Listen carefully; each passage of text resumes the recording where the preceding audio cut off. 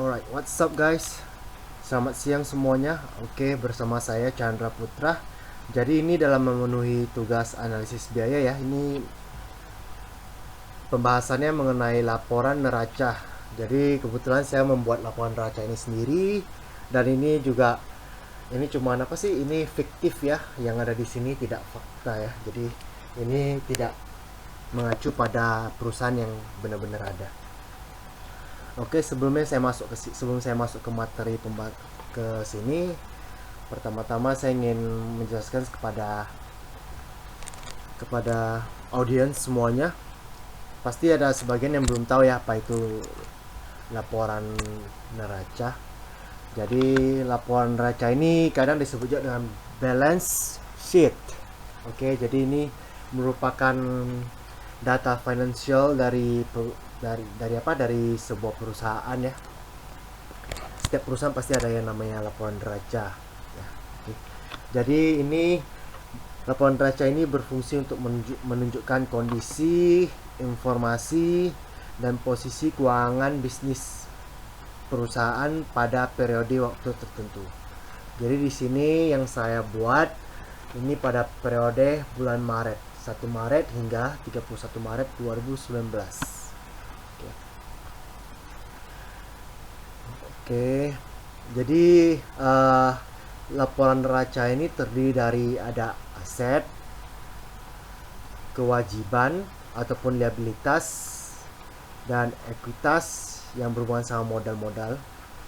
Jadi terdiri dari 3 bagian besar ini ya. Terus dari 3 bagian ini nanti terpecah lagi ke beberapa bagian. Oke, pertama saya akan mulai dari aset. Jadi laporan neraca ini punya rumus seperti ini. Aset sama dengan liabilitas yang mana ini ataupun kewajiban plus ekuitas ataupun modal-modal. Jadi biasa jumlahnya ini kalau ditotalin sama dengan total aset. Ini bisa kamu lihat di sini kan. Oke. Jadi di sini yang marking berwarna hitam di sini ini merupakan jumlah.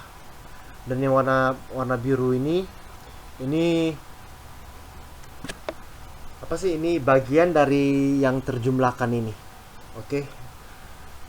Jadi ini saya lanjut ya. Ini langsung dari aset. Aset terdiri dari 2 bagian, ada aset lancar dan aset tidak lancar. Nah, dari aset lancar ini ada lagi beberapa sub-sub bagian. Oke, yang pertama di sini kas.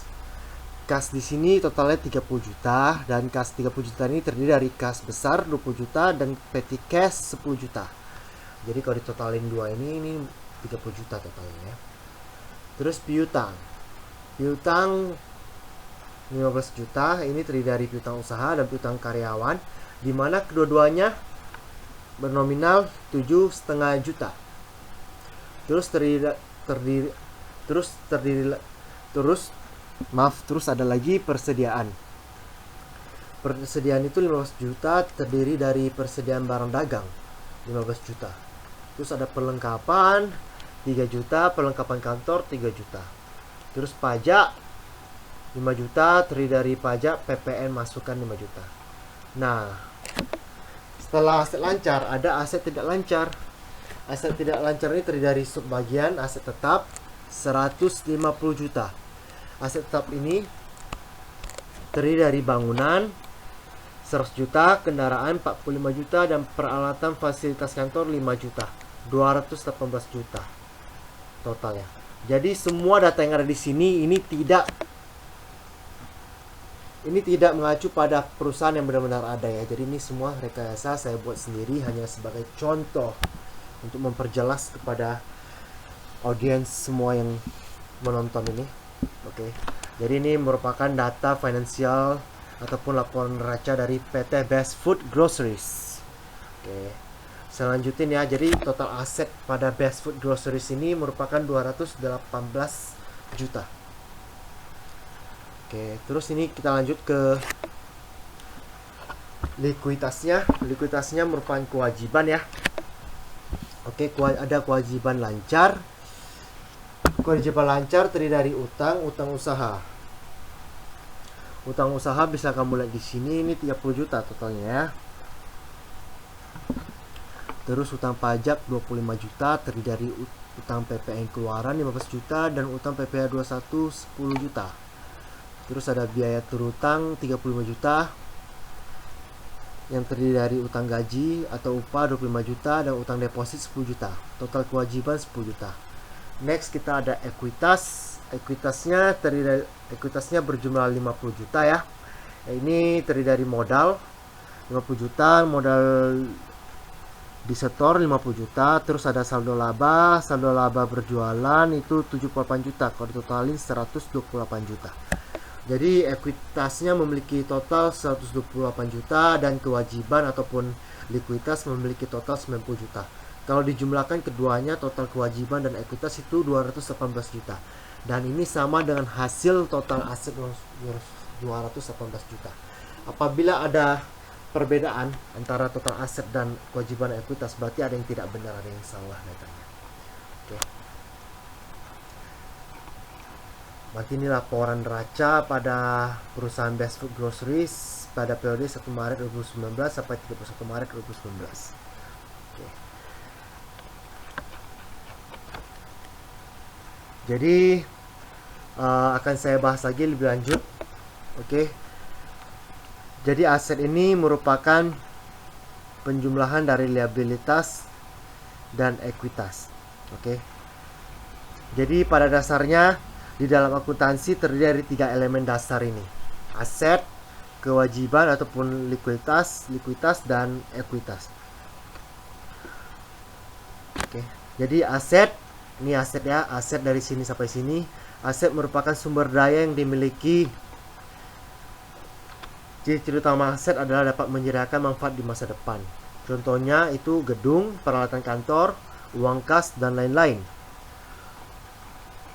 Terus ada liabilitas,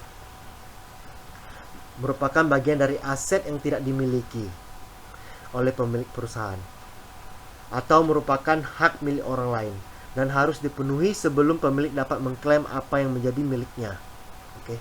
Jadi ini seperti utang gitu. Jadi ini harus dibayarkan suatu saat nanti. Oke. Contohnya utang, obligasi ataupun kewajiban-kewajiban hak yang harus dibayar dan gaji karyawan. Terus next ada ekuitas. Ekuitas merupakan bagian dari sisa aset yang dapat diklaim oleh pemilik setelah liabilitas dipenuhi. Oke. Jadi setelah ini dipenuhi, kewajibannya dipenuhi semua, baru kita bisa mengklaim ekuitas ini. Biasanya ekuitas terdiri dari modal saham dan laba yang ditahan. Dan modal ini merupakan dana yang disetor oleh pemilik modal di dalam perusahaan disebut modal saham. Mungkin sekian aja pembahasan dari saya mengenai laporan neraca ini. Semoga mudah dipahami dan saya mohon maaf jika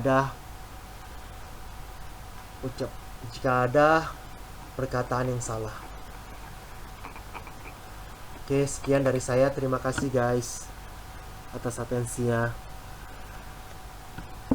Stay safe always and you better be at home. Avoid the COVID-19. See you guys.